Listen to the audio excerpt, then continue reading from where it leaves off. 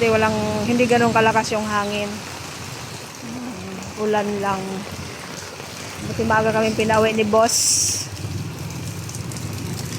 Sana makasakay tayo agad.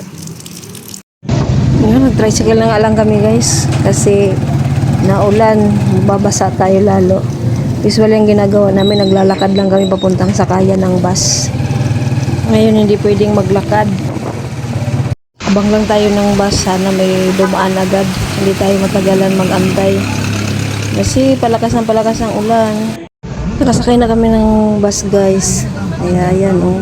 Ang bagal lang ng takbo ng bus kasi halos di makita yung windshield oh. Ang daming tubig. Grabe ang lakas ng ulan sa labas. Buti na lang nakasakay tayo agad. Madalang lang yung sasakyan sa mga kalsada. Kaya lang hindi pwedeng bilisan ng takbo ng bus kasi matubig ang kalsada. Ayan guys, medyo malapit na tayong bumaba.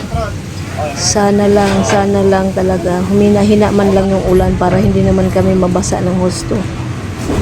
Kasi sasakay pa kami ulit pagbaba natin dyan sa babaan.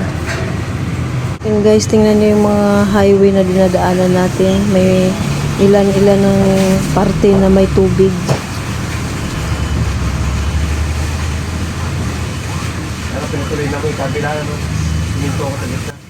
Sana lang talaga huwag magtuloy-tuloy ang ulan kasi kawawa yung lalo na yung mga taong nakatira sa mababang lugar. Nasa tricycle na ulit tayo pero ito papunta na sa bahay.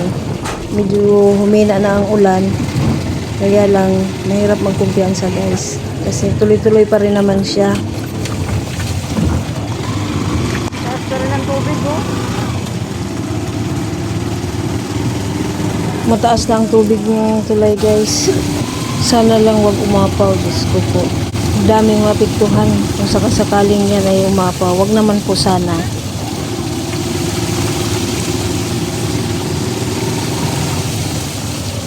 Mabuti na lang talaga umuwi kami. Mataas na ang tubig dito sa loob. Maglilimas tayo. Lakas ng nabutas yung alulod. Nabutas yung alulod. Mga muna to, basang-basa. Nakasang ulan.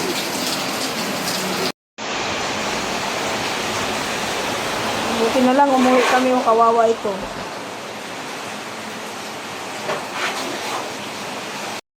Ito yung sa harap ng bahay namin guys. Malakas yung agos ng tubig pero sa kalsada lang yan. Tapos lumabas ako sa gate ng subdivision namin. Ayan yung may baha na. Ayan o. Pero mababa lang naman. Medyo baha na nga. Pero hindi pa rin tayo magkumpiyansa guys. Kasi tuloy-tuloy pa rin yung ulan na dala ni Christine. Gabi pa naman. Sigurado ito hindi tayo makatulog nito ng maayos. Kasi pakikiramdaman natin yung paligid natin. Sana naman tumigil na yung ulan.